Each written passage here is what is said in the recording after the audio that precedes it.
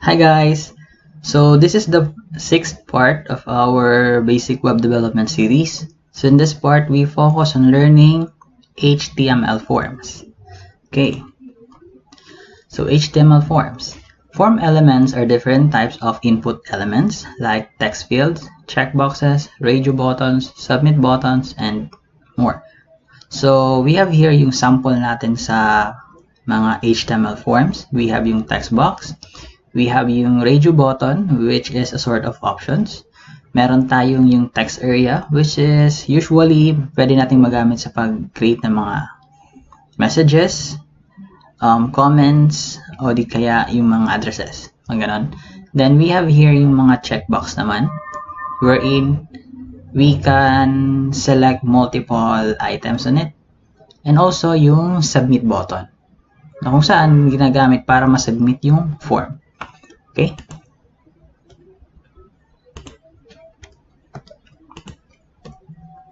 Okay, so we have here yung form element. So the HTML form element defines a form that is used to collect user input. So ito yung code niya. Okay, so yung action attribute, ito siya. The action attribute defines the action to be performed when the form is submitted. Normally, the form data is sent to a web page on a server when the user clicks on the submit button. The example above, the form data is sent to a page on a server called action_page.php. This page contains a server-side script that handles the form data. So itong sinasabi dito na server-side script or yung mga server-side scripting language kagaya ng PHP are the one that handles data once the form is submitted. So nasa kanila kung paano nila ipaprocess to. Are we going to make some calculation using that data or some other process, or maybe to store it in a database? So yung makapag-manage yun is yung mga languages that manage server-side, kagaya ng PHP. Okay. So method attribute. So the method attribute specify the HTTP method like get or post to be used when submitting the form data. So sa PHP din natin yan pwede magamit. Okay. So, itong form, let me try to copy this one and put it here in my code. So, all inputs, mga text input fields, kailangan nasa loob ng form. Okay? So, ilagay lang muna natin yung code na yan dyan. Okay, input elements. So, in this part, ito naman yung mga sample ng input elements natin. So first, we have yung text input field. So ito yung sample output. Ito naman yung sample code. The type attribute here indicates kung what specific input it is. So kagaya nito, since it is a text, so text box siya. So sa ibang input, iba-iba yung type na nakaspecify. Okay? So meron tayong name. Itong name naman, you can specify whatever value of the name you are going to set. Ito, mas ginagamit na ito sa part ng server-side scripting. Okay, so let me just try to copy this code para makita natin kung ano nangyayari. Then, it should be within the form element. Save natin. Then, okay, so ito yung sample niya. So, pwede ako maglagay ng name dyan. Pero what if gusto mo mayroong default value? So, madali lang yan. Lagyan mo lang dito. Let's say that's the default value. And once mag-refresh, then yan ang yung nakalagay. Pero pwede mo pa rin palitan. Pero if mag-refresh tayo, then babalik siya sa default value. Okay? So, next is yung password. Yung type niya is password. Yung name, it's up to you. Try natin pag-copy. Then, lagay natin dito. Save, refresh. Dito siya. So, naka one line. Gusto ko ibaba ko lang siya. lagyan ko lang ng BR para bumaba yung isang field. Yan. So, I can write a name here. Then, dito, if I try to write my name, hindi makikita yung actual characters. So, mga bullet lang. So, that's the password part. Okay? Next is meron tayong text area input field which has a multi-line input field. So, ito naman yung code niya. So, the name, it's up to you. So, wala siyang type na attribute. So, yung rows, specify the number of rows. Meron siya by default. Then, yung columns, of course, the number of columns na meron siya by default. So, let's try to copy this code.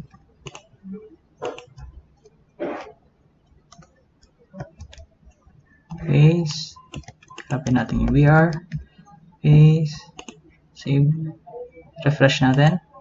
Yan. So, this is the text box, the text area na input field. So, this is just a sample message. Yan. Okay. Okay, so meron naman tayo dito yung radio button. So, usually, yung option na sinasabi. So, yung type naman niya is radio. Then, yung name niya is magkatulad lang. Kasi we just need to use one of this option. Then, yung value dito, so, ito yung value na masasubmit natin sa mga server-side file na. Then, yung dito naman is yung label. So, pwede natin palitan tong lalaki at saka naman, ito naman, babae. So, dito, fixed na lang. Pwedeng M, pwedeng F lang. So, it's up to you. Basta ito yung nasasubmit ng form ng mga value. So, let me try to copy this one.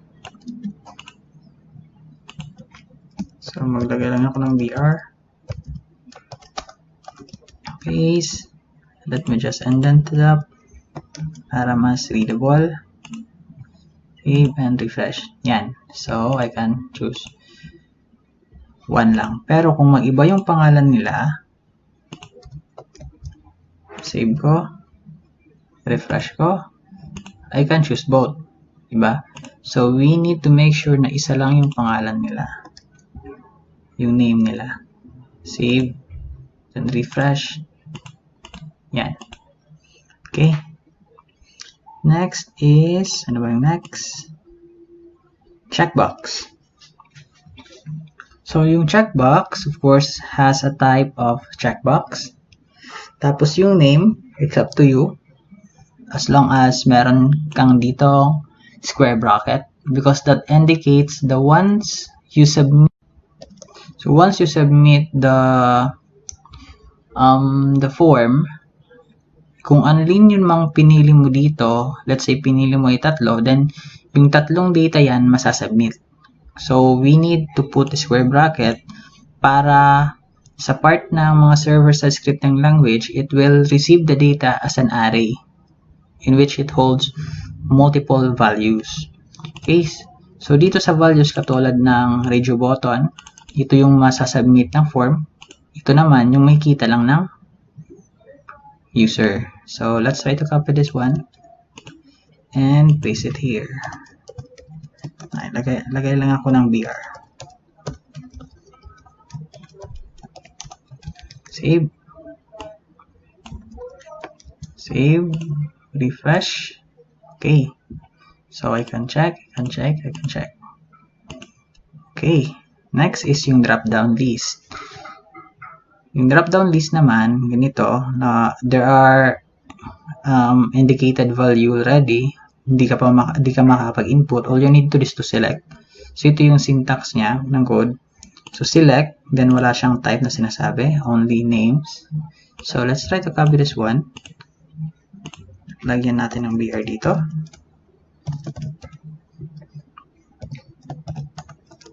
Save. Save and refresh. Yan. Now, we can select an item that we want.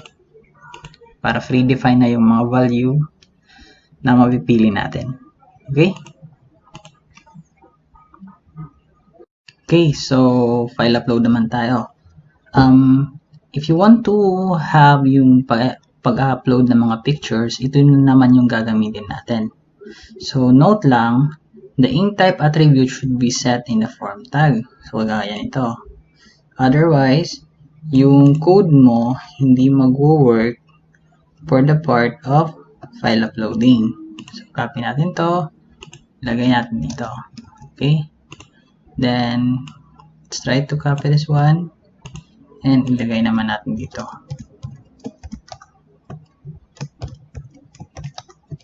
Yan. Save, refresh. Yan. So, choose file, click, and we can choose image. Okay? So, yun lang yung file upload. Don't forget lang yung ink type niya para mag-work yung pag-upload nyo ng any kind of file. Okay, next. So, hidden input field. So, hidden input field has a type of hidden. Then, yung name, it's up to you pa rin. Then, we can set the value. So, wala siyang sample example. It is because hidden nga siya. So, if ilagay natin siya dyan, and i-refresh natin, hindi natin siya makikita just because hidden nga. Pero, if we try to view page source, makikita natin na nandyan yung code and meron siyang value na Raymond. So, once the form is submitted, itong value yung masasubmit. Okay? Okay. Meron naman tayo dito. Submit at receipt button. Yung submit button used for submitting the form. As long as it is within the form element. And yung reset na type is for clearing the form. So, try natin. Ilagay natin dito. And copy natin to. Lagay natin dito. So, maglagay lang ako ng BR para bumaba sila.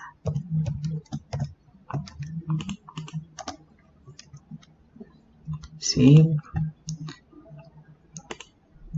Refresh. Okay.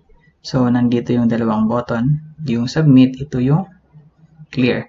Now, if I try to click submit, mapupunta siya dito sa page. Na kung saan, yan yung naka-indicate dito. Pero, we need to do that if we're going to manage na yung server-side scripting language. Tapos, you're going to use yung mga kagaya ng Apache Web Server for you to manipulate or to submit the form through PHP na. Okay? So, balik ko lang. So, if I try to write ng name, write ng password, all message, then choose email, and select ng mga checkbox, select ng items sa drop-down, pili ng picture, then if I try to click clear, mawawala lahat ng pinili ko. Okay? So, that's the purpose to clear.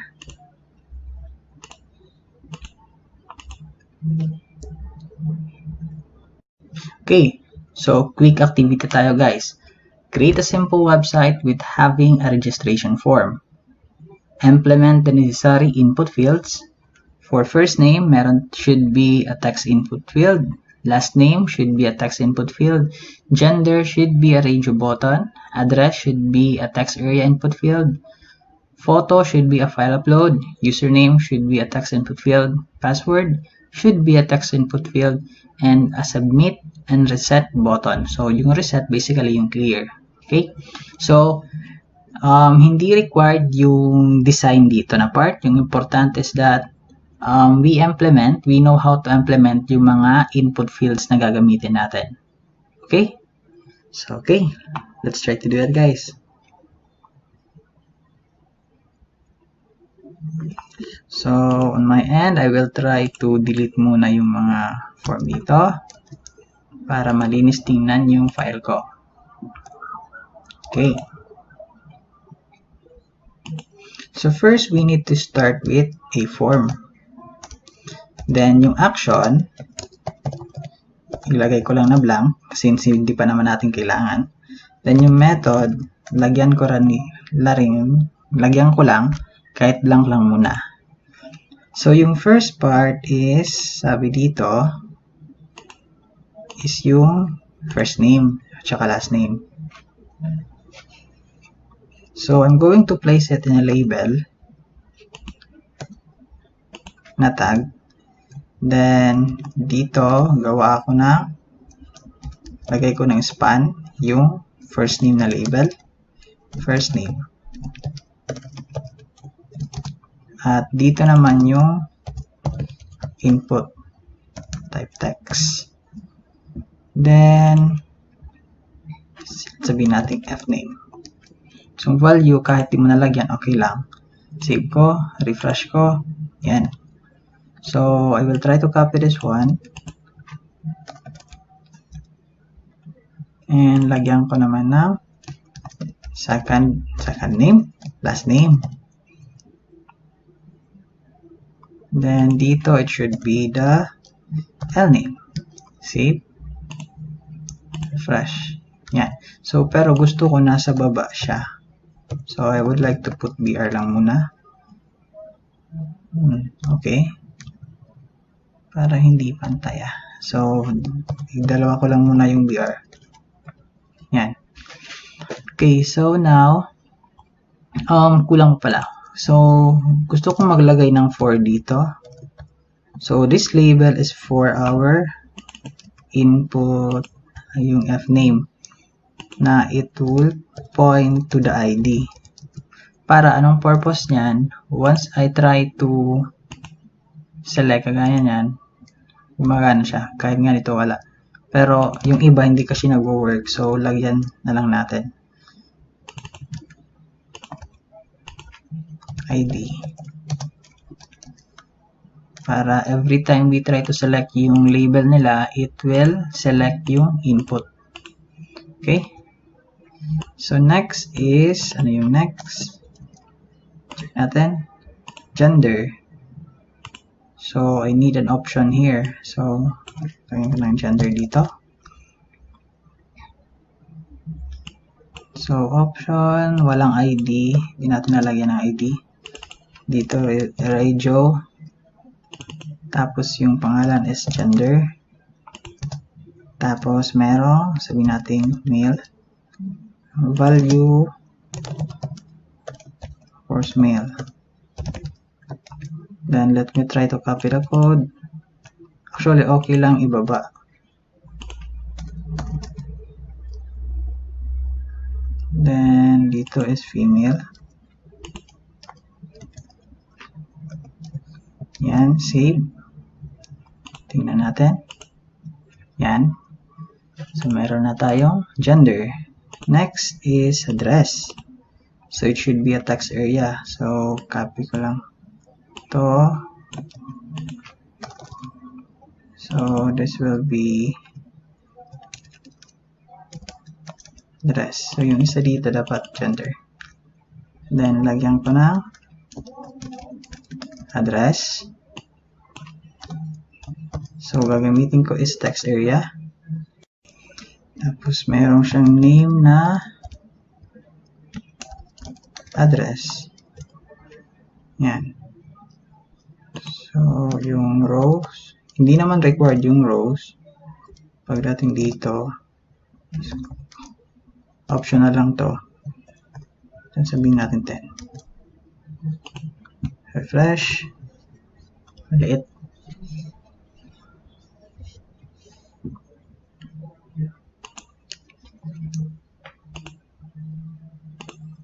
I-default ko na lang ano yung style.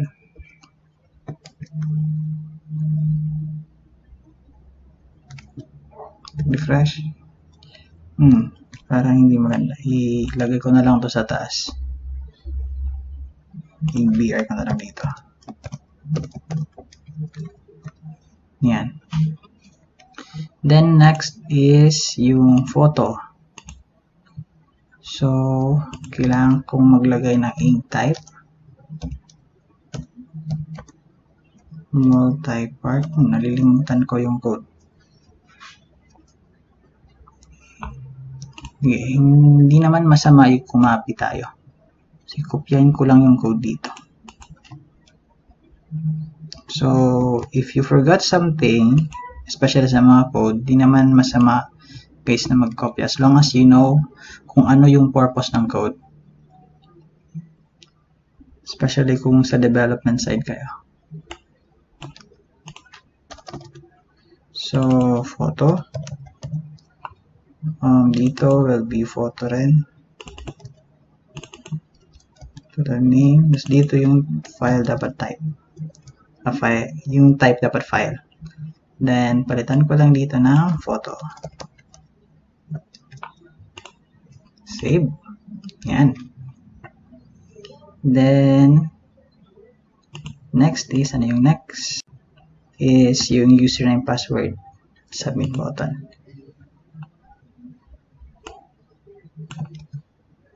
Kopyahin ko lang to. Okay. Then, username.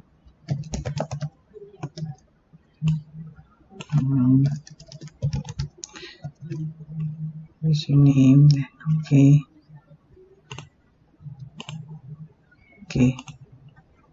So, password naman.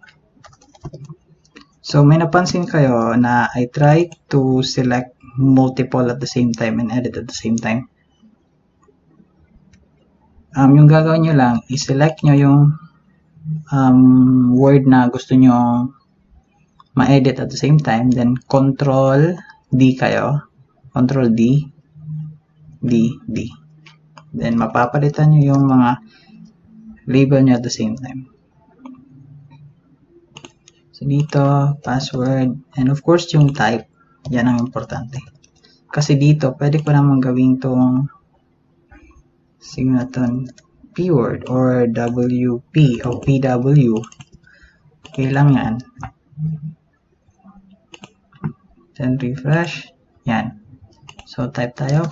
Okay, tama yan. So, last part is yung submit at reset button. So, BR tayo. Then, input, type, submit. Yung value, sabihin yung submit din. Then, yung value, I mean yung name. Then, yung value na yung makikita ng user, sabihin natin save. Then, for the reset, type reset.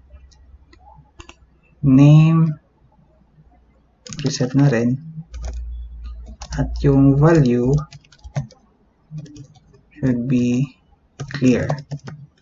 Yan. Okay, so let me type my name. Yung last name, gender, address,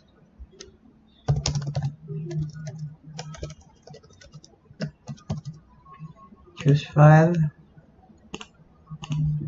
username,